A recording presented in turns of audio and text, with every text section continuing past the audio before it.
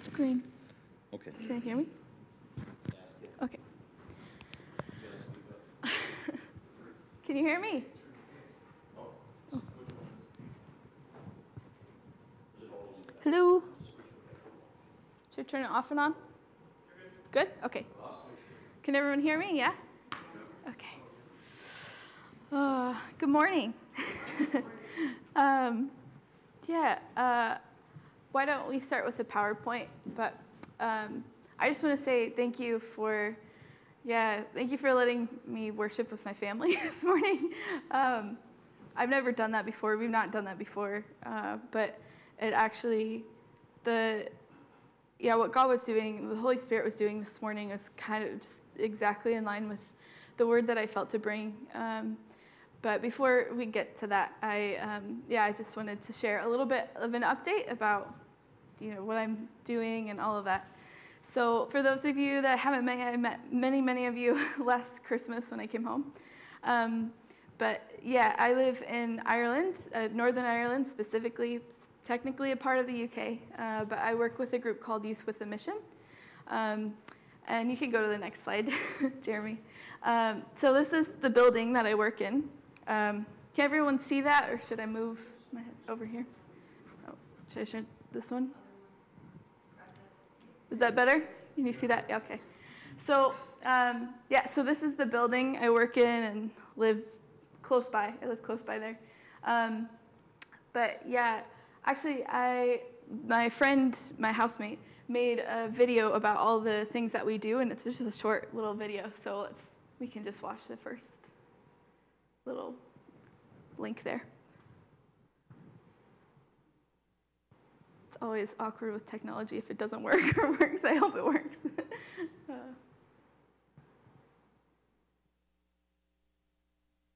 There's music, but you don't need to hear it, so. Okay. You can share a little bit about what you're seeing now. Yeah, so these are our focus nations. We focus on different places of conflict or post-conflict. That's one of my students.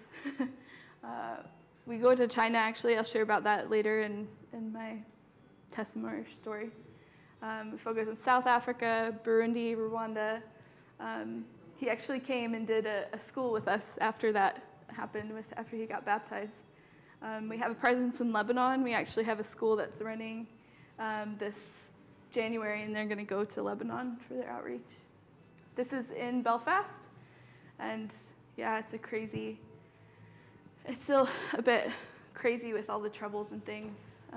We have a YWAM Belfast team that's staying there now. They just got new property. I just moved one of my close friends up to Belfast. She's joining them. So healing on the streets, where pastors and missionaries go out on the streets and just pray for healing for people. This is our local worship meeting that we have every week, and we have a speaker. Tin House, we used to partner with them. They do, all of their profit goes to charities and their places that they work for. So we have different training, Bible core course. It's really intense. In 3 months, they read the whole Bible. It's really crazy. And then I've been leading DTS as well, so that'll come up here in a bit. And this year it was an arts and media DTS that I staffed, and so lots of creativity in different ways. We have a huge focus on reconciliation, and we do this thing every year called the Border Walk, where we walk along the border of Northern Ireland and Ireland and pray for peace and reconciliation. It's like 200 miles, but it's amazing, and we bring Catholics and Protestants together and pray for that. And I'll share about that later. But we run faith and conflict seminars, talking about how to live out your faith in the middle of conflict, and when, God is the cause of all of the grief in people's hearts and lives. Like, that's hard to translate. That's not God. That's conflict. That's people. So this is all of our locations. That's all of YWAM Ireland. That little white strip, that's the border. So I live right on the border there. Mom and Dad have been there, and the kids. And so on the other side of this view, I guess, or like so the mountains are back there, and then if you're looking from the house, then there's just a big loch. It's a lake, or kind of like an inlet from the sea. So the Irish Sea is right there, and that's the border that separates the north from the south. So I'll share a bit more on Saturday if you guys want to come. Actually, that's a good time. I could say that, Mom. This Saturday, you're all welcome to join, to come here. I'm going to host a thank you brunch for everything that you and the congregation, everybody has been so gracious and loving to myself and my family, but specifically to me in this past year. I've been so blessed by just the amount of support I've received from prayers prayed, and whenever I say, I'm struggling with this or that, it's been really amazing. So I really wanted to bless you guys, and one of the things that I really love about Northern Ireland is this thing called the Ulster fry. My dad kept saying oyster. It's not oyster. It's Ulster, and that's just meaning the top part of Ireland. That's what it means. And it's like a breakfast thing. So you're welcome to join us from 9 to noon. There'll be food and hopefully fun. And then at 10, I'm going to share some, just a little bit more about what I do, and maybe a couple testimonies as well. I'd love to share more about, some really cool stories, and I don't really have that much time to do that now. I want to get to what God's spoken to me to share with you today. So anyways, that's this Saturday. You're more than welcome to come. Free breakfast, enjoy, be blessed. So, there's a sign-up sheet in the back. So if you could sign up, then that would help us figure out how much to buy for everyone, food to cover everybody. So at this building, there's probably like 30 of us that work there, a couple of families. And this past year has been really different in a lot of ways. I started leading an arts and media discipleship training school. It's a 6-month program where you do 3 months of lecture. You're learning about God and learning about Him and your relationship with Him. And then 3 months of outreach where we go out and the motto is to know God and make Him known. So that's the point of the discipleship training school. So I was leading that, and in the middle of that, my neighbor, and actually a close friend of ours and who had been a part of the community, I think she was probably 34, 35, she died suddenly. And it was shocking for all of us. And around that time, there was a lot of deaths happening. Like our base leader, he went to maybe 4 or 5 funerals in that span of time. I went to a couple as well. It was just a really hard time. But what our building, because it's so big, was able to do was actually we hosted her funeral and decorated for it. And the arts side of things, her sister was a part of our community for a long time, and she still lived in the village. They're Scots-Irish, so they're from there. And I remember her walking in and she's like, this is amazing. This is what Esther would have wanted, So our base hosts a lot of teams. We do lots of hospitality and things. We actually had a wedding. So we had a funeral and a wedding on the school, which we were planning on the wedding, just not the funeral. And so they got to join in with decorating and making all of that happen. It was 2 of our staff got married right on the lawn. It was beautiful. Beautiful day too. We host lots of different events and things. It's really a place where this community, we want the community to come into our doors and to be really welcomed into everything we do. I shared a little bit about the Bible core course. That was like after you do your school, your first GTS, then you can do different programs. And we started our first Bible course, which was crazy.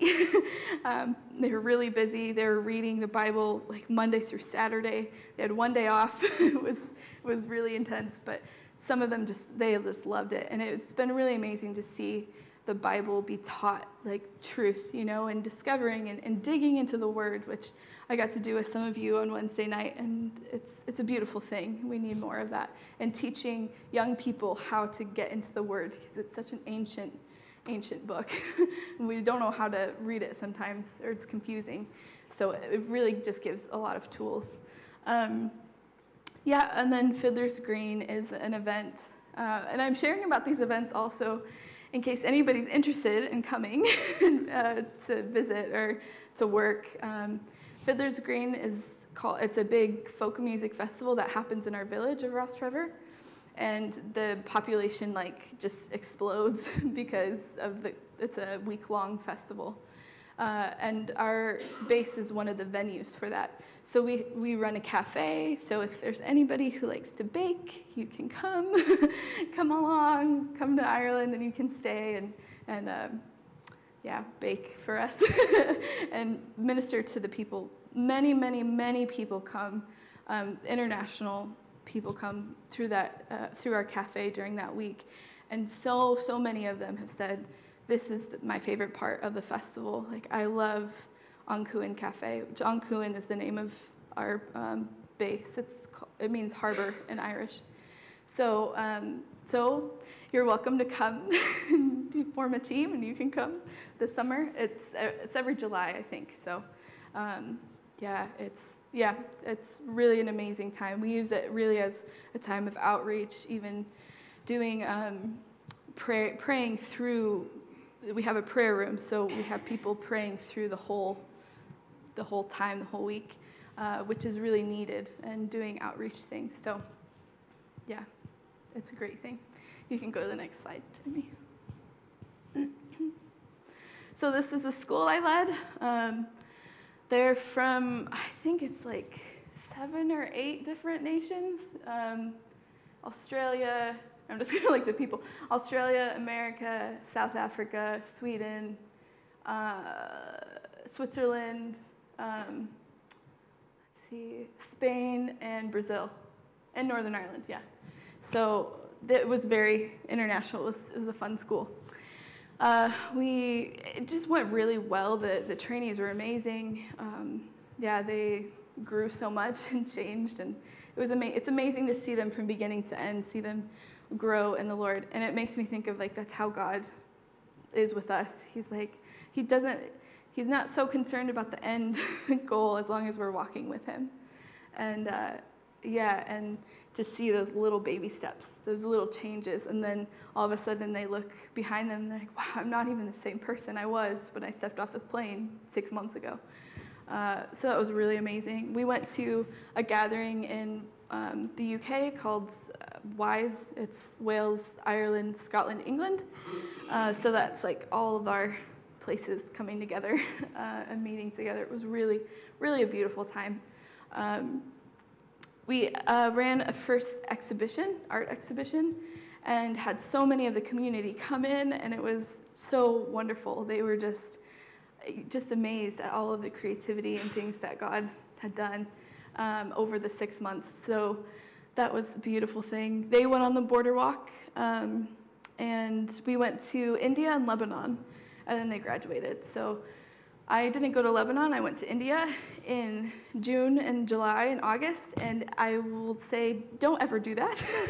It is very, very hot. It's the hottest I've ever been in the world. It's very hot, and but it was amazing. Maybe before that. Yeah, that's fine. I'm thinking as I'm talking. So if you want to go to the next slide to India, that'd be great. It says hot. It's very hot. We worked mainly with this group of children from a slum, and they have families, and the families live in the slum, and but then there's this, they're not allowed to go to school or anything because of the caste system and things. They're considered untouchable. People will just walk past them. They're kind of dirty, and they beg all the time. So people don't look at them. They're not considered worthy, or there's no worth to them. But this ministry, it's a YWAM ministry, it's called Treasure House, and the kids come from 9 to 3, I think it is, and they bathe them, they put new clothes on them. They brush their hair. There's a lot of lice. We actually did get lice at the end. But anyways, like, you get to hold the kids because they're untouched, you know. And for us to come in and we, you know, they think that we're celebrities almost. They're like, oh, you have blonde hair and blue eyes and white skin. What is that? But yeah, they are just amazing children. They learn English, and they teach them Bible stories and things like that. And they're trying to teach them, and it's a longer process, discipling them, you know, trying to teach them that actually they can break out of the system. They can do better for themselves. And it's very hard, but they're starting to see that breakthrough, and to the point now where they have started a second house. They wanted to start it while we were there, but it didn't work out so well. I think it's called, well, I forget what it's called, but they, the older children, so they can only take kids up until 9, 10, maybe 12 is the limit, because once they get that age, there's so much aggression, and so much, the people, they just fight, and it's kind of like bringing two gangs into one room, and it's very bad. And they start getting into drugs or all different things, and so it's hard for them to have the little kids with the big kids. So now what they're doing is they have a separate program, and they're wanting to start training the like preteens, I guess,